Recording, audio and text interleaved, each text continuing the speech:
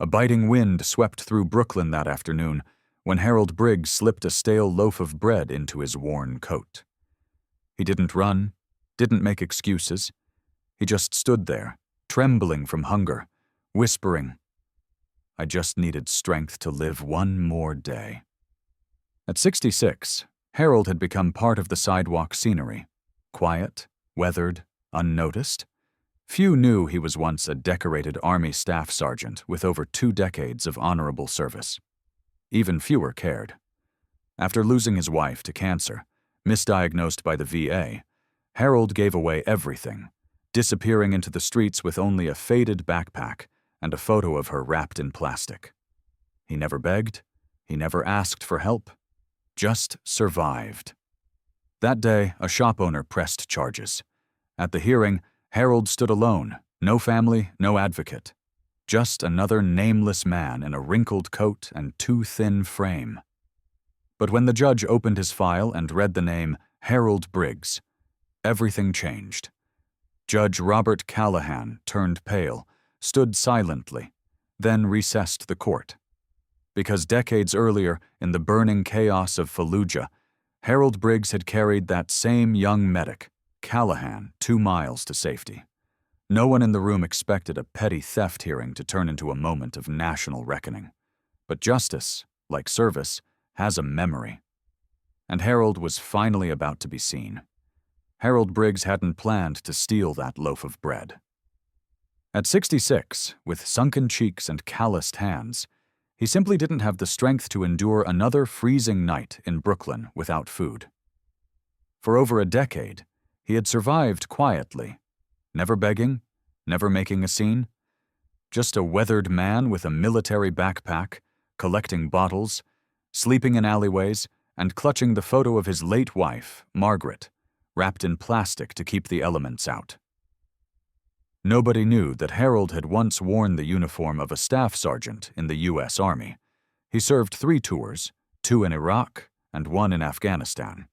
He'd received the Bronze Star for valor in 2003 after saving 17 lives during a convoy ambush near Fallujah.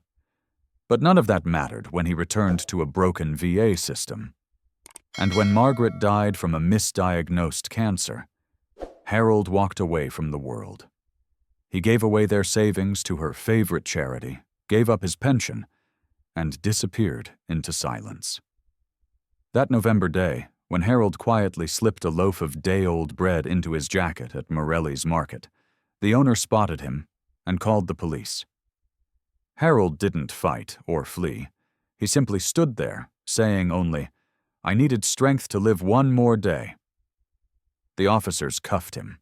One noticed the tarnished dog tag around Harold's neck and asked, "You really a vet?" Harold just nodded. The next morning, Harold shuffled into court alone. His clothes still wrinkled from holding, no family in the pews. His case, just number 47,293 on the docket, was about to be pushed through the system like all the others. The judge, Honorable Robert Callahan, known for his no-nonsense rulings, barely looked up.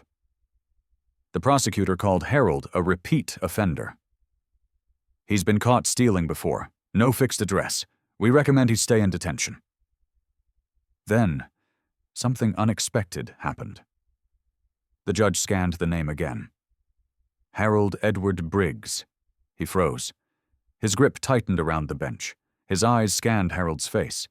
Slowly, almost in disbelief, he stood, a rare act during such proceedings. "Court is in recess," he said hoarsely, disappearing into his chambers. There, Judge Callahan pulled an old photograph from a drawer. His unit, 2003 Fallujah. In the back, standing tall, Harold Briggs. A quick search confirmed it. Not only was Harold a Bronze Star recipient, but during that same ambush, he had carried an injured medic, Private First Class Robert Callahan, 2 miles to safety, all while wounded himself. Callahan had never known his full name. "Just Briggs," he'd shouted across smoke and chaos. Callahan returned to court that afternoon, a changed man. Though judicial ethics prevented him from dismissing the case personally, he called in Colonel Mason, Harold's former commanding officer, and arranged for new counsel. That courtroom, once indifferent, became a place of tribute. Mason testified, "This man saved my life and the lives of 17 soldiers." Records showed Harold's benefits had been wrongly terminated in 2008 due to an administrative error. For 15 years, he had survived with nothing, while the system owed him over $246,000 in unpaid benefits. The case was dismissed, but more than that, something bigger began to unfold. Within days, veterans across the country were sharing Harold's story. The photograph of him carrying a wounded Afghan child resurfaced. A special fund was started in his name. The VA initiated a national audit, and across social media, people asked the same question: how many more heroes like Harold have we forgotten? Harold, overwhelmed and unsure how to navigate the sudden spotlight, reunited quietly with Margaret's niece, Rebecca, who had been searching for him for years. He moved into a veteran housing unit in Brooklyn and began speaking at schools, not to gain sympathy, but to teach the reality of sacrifice. During a ceremony at Fort Hamilton, Harold stood in his dress uniform for the first time in decades. "I once protected this country," he said, voice clear. "Now this country protected me back. Kindness is never too late. It just needs someone patient enough to wait for it." And with that, the man who once faded into alleyways stood taller than ever before. Finally seen, finally honored, and never forgotten again. The man who was left behind until the courtroom stood still. On a bitterly cold morning in Brooklyn, an elderly homeless man named Harold Briggs was caught stealing a loaf of bread from a corner market. He didn't run. He didn't fight. He simply looked the store owner in the eye and said, "I just needed strength to live one more day." Harold, 66 years old, was a fixture in the neighborhood. Most people didn't know his name, only that he kept to himself, collected bottles for recycling, and never caused trouble. Fewer still knew that he was once a staff sergeant in the U.S. Army. He had served with distinction for over 20 years, including 3 tours overseas. But after his wife died from cancer, a diagnosis the VA hospital had failed to catch in time, Harold gave up. He left the life he knew behind and walked into the shadows of the city. The next morning, Harold stood in court, wearing the same clothes from the night before. His name was called Case Number 47,293. "Theft of a loaf of bread," the prosecutor stated coldly. "The defendant has no address and prior incidents. We recommend continued detention."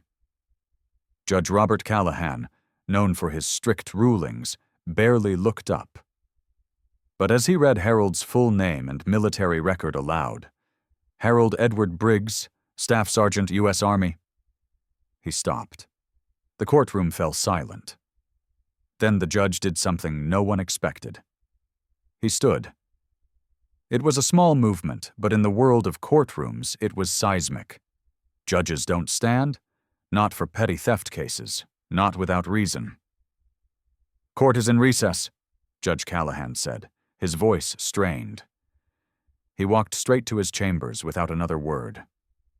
Alone at his desk, the judge opened a drawer and pulled out a photograph. In it, a young Army medic stood among a group of soldiers in Iraq, Judge Callahan himself, 20 years earlier, and there, standing tall in the background, was Harold Briggs. It all came rushing back. Fallujah, 2003, the ambush, the flames, and the man who had pulled him, bleeding and half-conscious, 2 miles to safety through enemy fire. The judge began to make calls. He reached out to Colonel James Mason, who had served alongside both men. "I found him," he said, "the one who saved me." By the time court reconvened that afternoon, everything had changed. Colonel Mason had arrived in uniform. Journalists packed the hallway, and Harold, still in his worn clothes, looked as confused as anyone. Colonel Mason testified, his voice steady. This man saved the lives of 17 soldiers during a convoy attack. He was awarded the Bronze Star and suffered permanent injury. He carried Private First Class Robert Callahan, now Judge Callahan, 2 miles to safety, despite his own wounds. The courtroom gasped. The judge looked at Harold and said, "I never knew your full name, but I've spent nearly 2 decades trying to find you." Documents presented showed that Harold's benefits had been terminated due to an administrative error in 2008. He had been entitled to over $246,000 in unpaid pensions and medical coverage he never received. The young prosecutor, visibly shaken, withdrew the charges. "The state moves to dismiss," he said. Harold's eyes filled with quiet disbelief. After years of being invisible, pushed aside, ignored, forgotten, he was being seen. In the days that followed, Harold's story spread across the country. Donations poured in. The VA launched an internal investigation. Lawmakers introduced a bill to review terminated veteran benefits. But for Harold, what mattered most wasn't the money or the headlines. It was the moment when Judge Callahan said, "You didn't just save my life. You gave me everything good that came after." Harold moved into a veteran support residence, the first home he'd had since Margaret died. He wore his uniform again on Veterans Day. When asked how he felt, he replied softly, "I once protected this country. Now it finally protected me back." Sometimes justice takes years, sometimes the system fails. But in a quiet courtroom in Brooklyn, one man's forgotten service was finally remembered and honored. A veteran's silence and the salute that changed everything. The air in Rosie's cafe was thick with the usual morning chatter, coffee cups clinking, eggs sizzling, and the hum of conversations. That all stopped the moment an elderly woman in a wheelchair dropped her burger. It slid off her lap and landed with a soft thud on the floor. Her fingers, stiff and scarred, trembled slightly as she tried to pick it up. Across the room, a trio of college-aged men burst out laughing. "You were in the military?" one of them jeered. "America must have been real desperate." Her name was Barbara Evans. She had served as a combat medic in Afghanistan and lost both her legs to an IED explosion while saving the lives of 3 fellow soldiers. Now in her late 30s, she wore a paracord bracelet in red, white, and blue on one wrist and kept a folded letter from the president in her pocket, her quiet reminder of sacrifice and survival. Barbara came to that cafe every morning at 8:15 sharp. The staff knew her by name, and so did most regulars. But not these boys, entitled, arrogant, and amused by the sight of someone they didn't understand. One of them, Ryan, stood up, towering over her, mocking her for her limp hands, her limp body. "You really were a soldier?" he sneered. "Can't even hold a burger." No one intervened. A few customers looked away. A woman ushered her child out the door. Even the manager stayed behind the counter, eyes glued to the register. Barbara didn't respond. She simply reached into her pocket, touched the photograph of her fallen comrades, and straightened her back in silence. But help was already on the way. 30 minutes later, the windows shook with the rumble of military engines. 2 Humvees and a light armored vehicle pulled into the lot, tan with dust and marked with the U.S. Army insignia. 12 soldiers stepped out, each in full combat uniform, boots striking pavement in unison. A man stepped into the diner, tall, disciplined, and unmistakably military. His name was Captain Jeremy Evans. He was Barbara's son. Without a word, he walked to his mother's table and saluted. "Sergeant Evans," he said, "Echo Company, 2nd Battalion, present and reporting." The cafe went silent. Every head turned. The same customers who had once looked away now stared, wide-eyed. Ryan and his friends shrank in their seats. "My mother," Captain Evans continued, "dragged 3 wounded soldiers to safety under fire. She refused to leave the battlefield until everyone else was accounted for. The last man she carried out was me." He turned to the three men and pointed at his uniform. "You laughed at a woman who saved my life. You mocked a veteran who sacrificed everything so you could enjoy a country that protects your right to speak, no matter how small those words may be." Barbara didn't move. A single tear rolled down her cheek, lit by the sunlight spilling through the window. As more soldiers entered and took positions along the walls, the manager stepped out, now pale and shaken. "Barbara," he said softly, "your meals are on the house from now on." Customers began to rise. An elderly man removed his cap and placed it over his heart. A young boy in a Captain America shirt approached and handed Barbara a crumpled drawing. A woman in a wheelchair, wearing a cape. "You're my hero," he whispered. Later that afternoon, the story spread across social media. But inside that cafe, it wasn't about clicks or headlines. It was about something deeper, witnessing dignity restored in the face of cruelty. Because some battles aren't fought overseas. They're fought right here, on quiet mornings in corner cafes, where honor goes unnoticed until it stands and salutes. If someone you love ever faced silence where they deserved applause, don't let their story go untold. Share this. And if you believe true respect isn't requested but earned, type "never forget" below. A veteran's silence and the salute that changed everything. They laughed when he shuffled into the courtroom. Just another homeless man caught stealing a loaf of bread. His clothes were threadbare, his beard unkempt, and he carried an old Army-issue backpack that looked like it had weathered more wars than people cared to remember. The clerk read his name. Case number 47,293. State versus William Bill Redmond.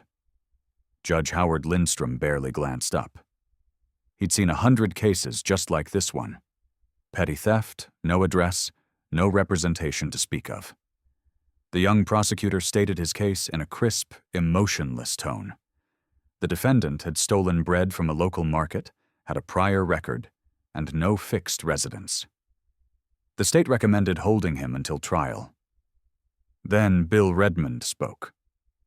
"Guilty, Your Honor," he said quietly. "I just needed strength to live one more day." Someone in the gallery chuckled. The judge frowned.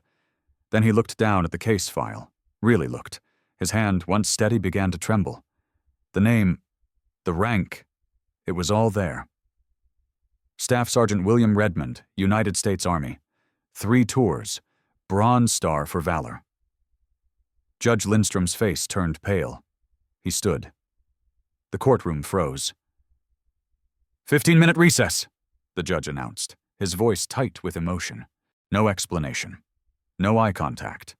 Just a silent exit to his chambers.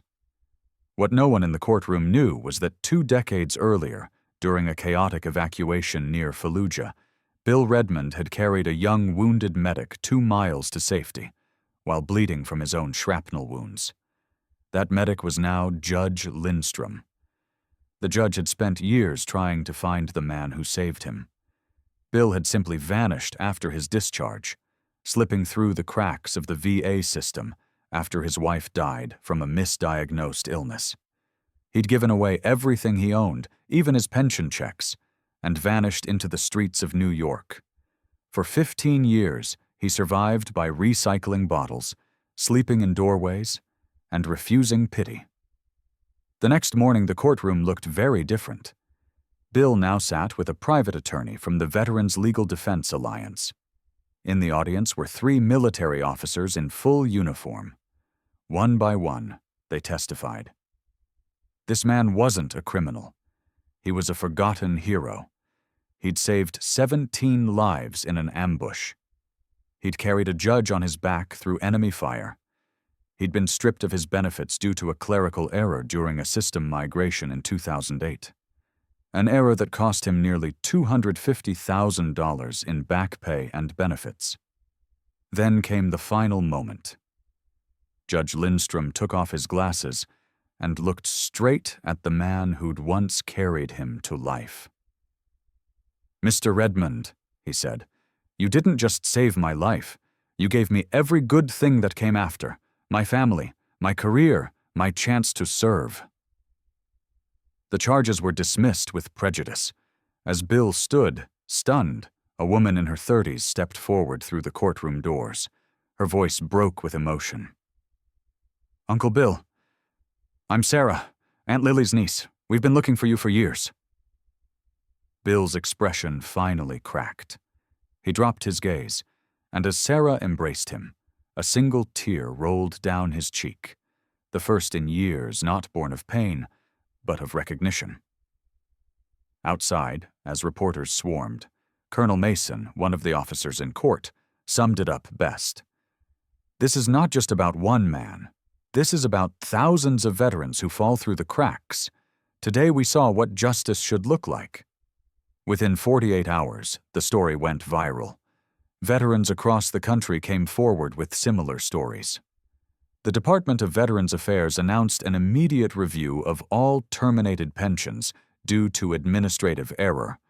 A new initiative, named in Redmond's honor, would fund legal support for veterans who had been left behind. 6 months later, Bill moved into Veterans Village in Brooklyn. He declined most interviews, but spoke regularly at local high schools, telling teens not just about combat, but about resilience, dignity, and service without expectation. On Veterans Day, wearing his uniform for the first time in decades, Bill addressed a crowd of soldiers, young and old. He simply said, "I once protected this country, and now this country remembered to protect me back.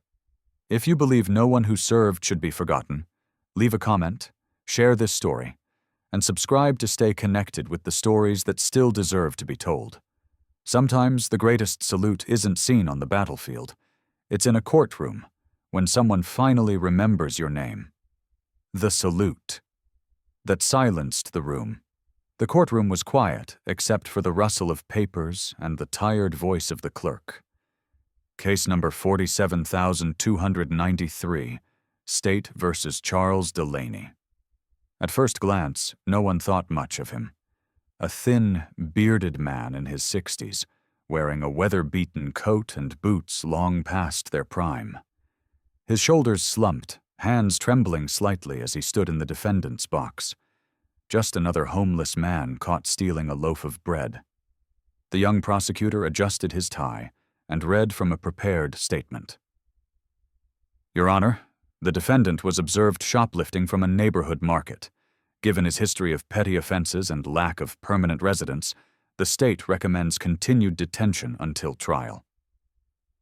Judge Raymond McAllister barely looked up. Known for his stern efficiency, he was already moving on to the next file. Until he paused. "Charles Eugene Delaney," he repeated, eyes narrowing as he scanned the man before him. Delaney's voice was low, calm.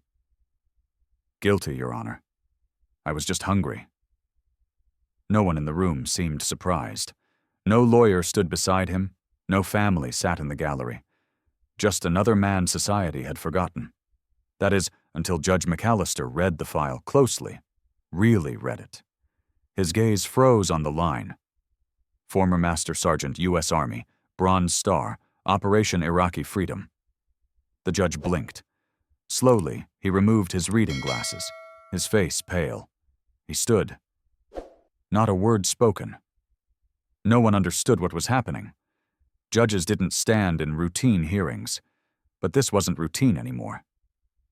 "Recess, 15 minutes, Judge McAllister said abruptly, his voice uneven. Back in chambers, the judge pulled open a drawer and retrieved a weathered photo. A convoy in the desert. Dust and chaos. One man in the photo stood tall at the rear of a transport vehicle, Sergeant Delaney. It hit the judge like a blow. 2 decades earlier, during a firefight outside Ramadi, McAllister had been a young medic, pinned down and bleeding. A soldier had pulled him through fire, tossed him into the back of a transport, and disappeared into the smoke. He never got a name. Until now. "I've found him," the judge whispered. What followed was nothing short of remarkable. That night, McAllister made calls to the VA, to military archives, to old comrades. Colonel Anthony Mason confirmed it. Delaney had served with distinction. He had saved multiple lives. But a bureaucratic error during a VA system update had cut off his benefits in 2008. No pension, no medical care, no address. He had vanished into the streets of Brooklyn. The next day, the courtroom was packed. Word had gotten out. 3 military officers in full dress stood behind the defense table. Delaney now had an attorney, provided by the Veterans Legal Defense Alliance. His story was ready to be told. Colonel Mason took the stand first. He described how Delaney, during an ambush, had driven a burning truck away from wounded men to avoid an explosion, suffering burns in the process, and then, with shrapnel in his own leg, carried a wounded medic, Private First Class Raymond McAllister, 2 miles to safety. The courtroom went silent. All eyes turned to the judge. "It's true," Judge McAllister said. "He saved my life." The prosecutor stood, now visibly shaken. "Your Honor, in light of these revelations, the state moves to dismiss all charges with prejudice." "So ordered," the judge said, his voice thick with emotion. "And this court extends its deepest apology." Delaney was free, but more than that. He was finally seen. Outside the courtroom, he was met by a woman in her 30s. "Uncle Charlie," she whispered, tears in her eyes. "We've been searching for you. Aunt Mary never stopped hoping." The next week, Charles Delaney moved into a veterans community housing center. His back pay, over $240,000, was restored. His medical treatment resumed. But what mattered most wasn't the money. It was the honor he thought had been buried with time. At a dedication ceremony for a veterans relief initiative named in his honor, Delaney stood beside Judge McAllister. The judge said, "Everything I have, my career, my family, I owe to the man who stood alone and unseen for far too long." Delaney simply replied, "No one gets left behind. Not in the field, not in life." Charles Delaney hadn't spoken much in years. Living on the streets of Brooklyn, he was known to most simply as the Quiet One.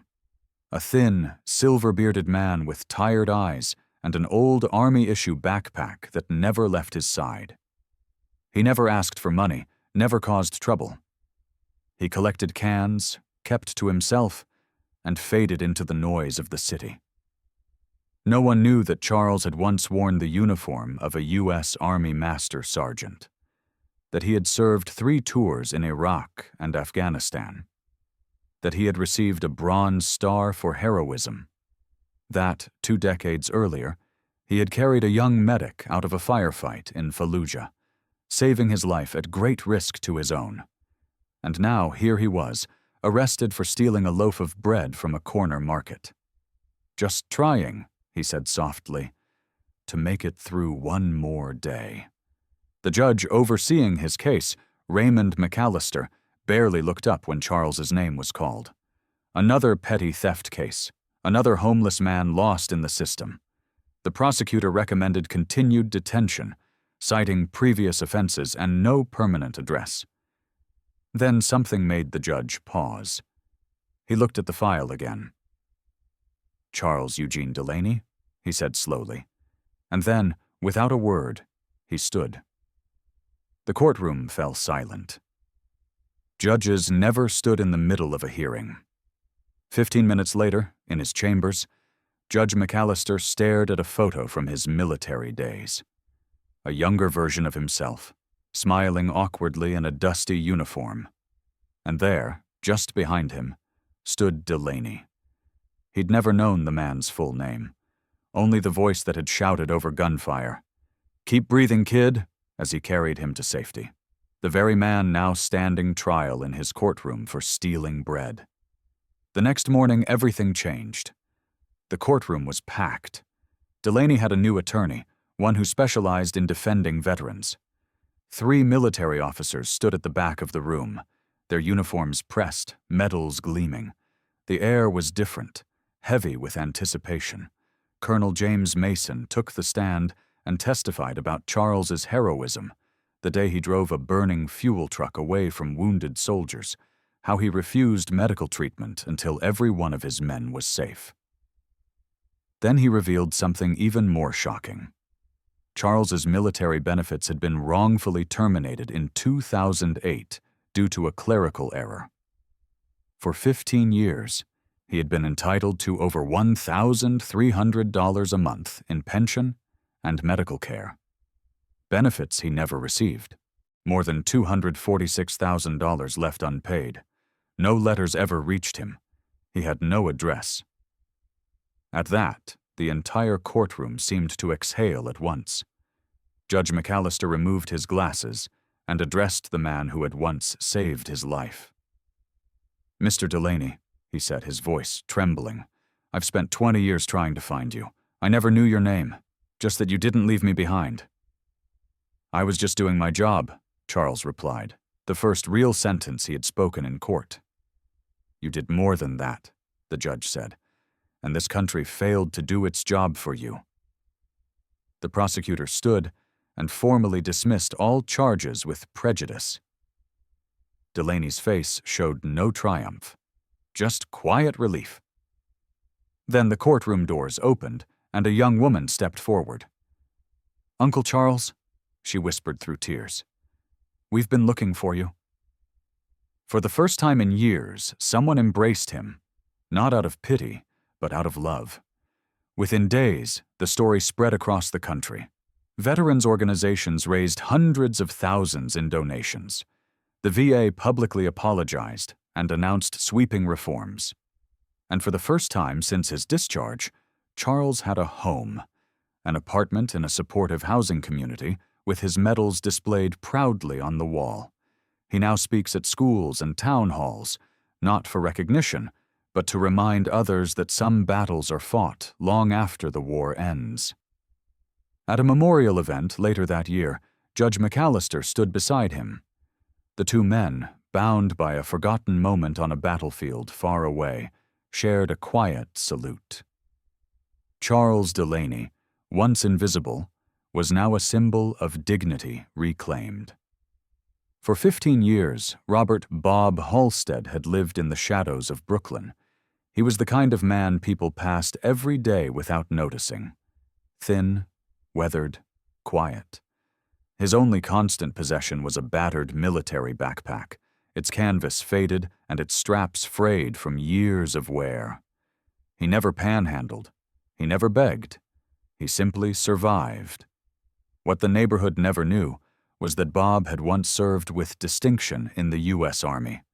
He had completed 3 deployments, 2 in Iraq, 1 in Afghanistan.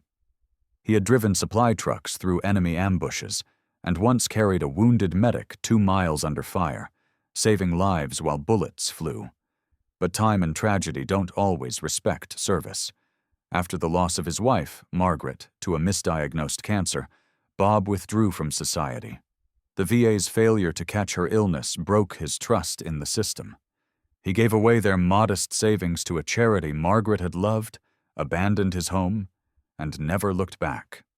For Bob, it was easier to become no one than to live every day as a man who felt he had lost everything.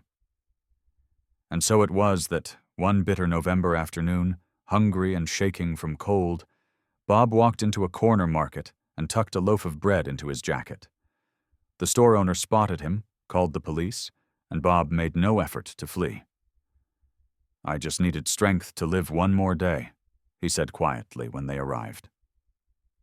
At the station, he was processed like any other petty thief. His military dog tags hung from his neck, but no one paid them much mind. Just another vagrant with a story. A young officer, however, took note. "Were you really in the Army?" he asked. Bob nodded but said nothing more. The next morning in court, Bob stood alone. No family, no advocate. His case was called without ceremony: shoplifting, repeat offense, no permanent address. The judge, Honorable Raymond Carr, known for his efficiency and firmness, began flipping through the file. And then he stopped. His expression changed. Robert Eugene Halstead, the judge read aloud, his voice slowing. A hush fell over the room. And then, unexpectedly, Judge Carr stood. No one knew why. Judges don't stand mid-hearing. But Judge Carr's hands gripped the bench, his jaw clenched. Court is in recess, he announced abruptly, and walked out. In his chambers, he pulled out an old photograph from a drawer, himself 20 years younger, in a combat zone. In the background stood Bob Halstead, face younger but unmistakable. Bob had saved his life once in Fallujah. Judge Carr, then a young medic, had been wounded during an ambush. Bob had carried him to safety under fire, ignoring his own injuries. Now that same man stood before him, charged with stealing bread. Judge Carr made phone calls, to the VA, to retired officers.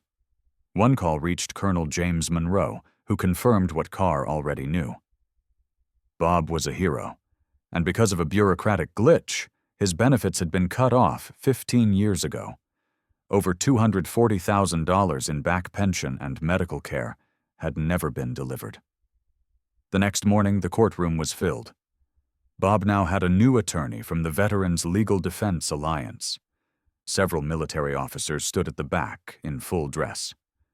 Colonel Monroe took the stand and testified not just to Bob's valor, but to the failure of the system that had forgotten him. When the colonel spoke of Bob's heroism, the lives saved, the sacrifices made, every person in the courtroom stood in silence. Not because they had to, but because respect demanded it. The charges were dismissed. The court issued an apology. Bob didn't speak, his emotions too deep for words, but tears welled in his eyes. And then, from the back of the room, a young woman stepped forward. "Uncle Bob?" she asked softly. "We've been looking for you." It was Margaret's niece. She embraced him, and for the first time in years, someone held him not as a burden, but as family. In the days that followed, donations poured in. A fund was created for Bob. The VA reopened thousands of old benefit cases, and Bob, once invisible, became a symbol of every forgotten veteran in America. It started as a quiet, unnoticed act, a waitress sliding a plate of pancakes in front of a boy who never ordered more than water. Jenny, 29, didn't know his name or his story. But every morning he came in at exactly 7:15. Book open, backpack by his side, hunger hidden behind politeness. She saw more than a stray kid. She saw a reflection of her younger self. Silent, invisible, and surviving. Others mocked her kindness. Her boss warned her, but Jenny kept showing up with warm food and gentle silence. For weeks the boy ate quietly, never asking, never explaining. Until one morning, he didn't come back. 23 days later, 4 black SUVs pulled into the diner lot. Inside stood decorated soldiers and one high-ranking officer with a folded letter in his hand.